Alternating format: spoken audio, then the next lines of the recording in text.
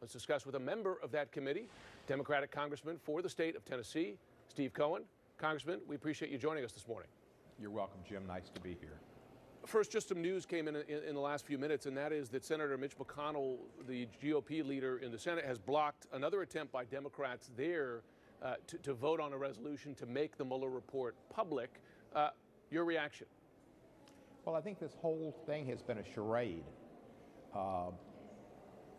Bill Barr was appointed to give this type of analysis, quote unquote, of the Mueller report, and it's really discredits and is an undoing of what Bob Mueller has spent 22 months doing, and for him to sum it up in a 3-page report. And I think this is continuing. The Republicans in the House voted to say it should be made public. Trump said he'd let them do it. I think he knew that McConnell wouldn't let it go through the Senate. If there's nothing in the report that will make people think that there was obstruction of justice and/or conspiracy with some members of the Trump administration, it should be allowed to be the public to see it. The fact that they don't want the public to see it makes you think they know this was all a whitewash and a charade. Let me ask you this, because as you note, we're only seeing Bill Barr's, the president's appointee's, interpretation of Mueller's much fuller report here. That said, we do know that Robert Mueller did not make a determination on whether the president committed obstruction of justice, presented information, evidence on both sides of that argument, and specifically said he was not exonerating the president. I wonder, in your view, by not making that determination, punting it in effect to a man appointed by this president, if you think the special counsel failed in his duties by not making a recommendation. Well, I'm not sure why Robert Mueller didn't take a position.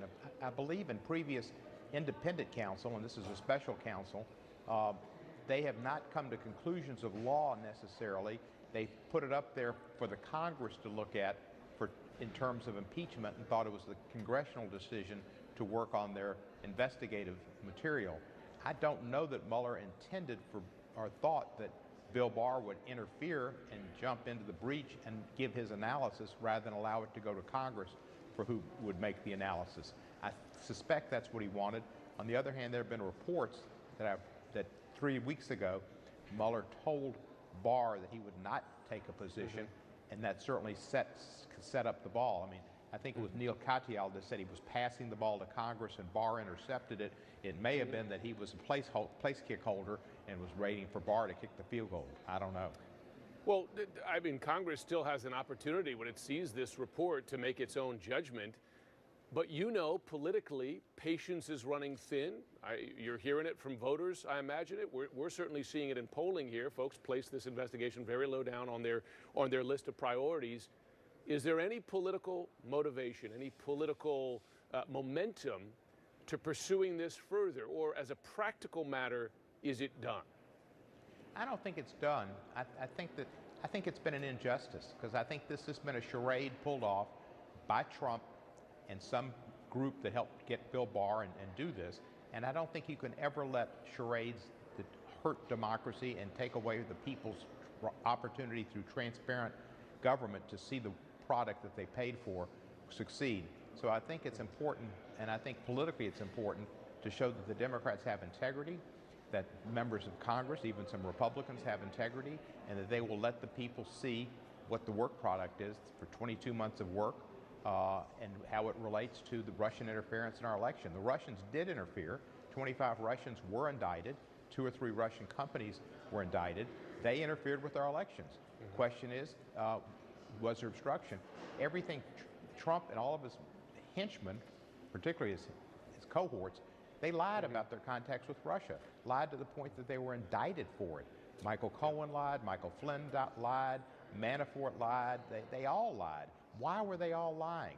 Why did Trump have to write a note for his son to say this meeting at Trump Tower was about adoptions? There's just too much denial to not know that there was, in fact, something there, and it's in the Mueller report, and we'd like to see it, and the American public would like to see it. Let me ask you, before we go, on the president's new decision, and quite a remarkable turn, to attempt to, in the courts, tear down all of Obamacare, ACA, Affordable Care Act. You come from a red state, Tennessee, a lot of Republicans there. I wonder how the people in your state, including Trump voters, view this, because health care is an issue. We saw it in the midterms that seemed to unite blue and red voters. They want better health care. They don't want it taken away. What do you hear at home? Well, people want better health care. They want cheaper health care. They really don't. They understand that people with pre-existing conditions should have coverage, and there are a lot of people with pre-existing conditions. They should have coverage. This would eliminate all of that, and it would eliminate young people being able to be on their parents' insurance till they're 26. It would take out the prohibition on caps, lifetime caps, and yearly caps on insurance companies paying their beneficiaries. It was, as it was called, insurance reform on steroids, and people prefer the Affordable Care Act to the insurance companies continually cutting them off and giving reasons not to pay and not to cover people. It's hurt rural hospitals. They've closed in so many areas in rural Tennessee and throughout rural America. The Trump voters, more than anybody, have been hurt by his attacks on the Affordable Care Act. He calls it Obamacare. He has done such a good job, as have the Republicans, of taking this and putting what they consider a pejorative on it, calling it Obamacare rather than the Affordable Care Act and Patient Protection Act, that people have bought hook, line, and sinker, something that's good for them, and they think it's bad because of the marketing.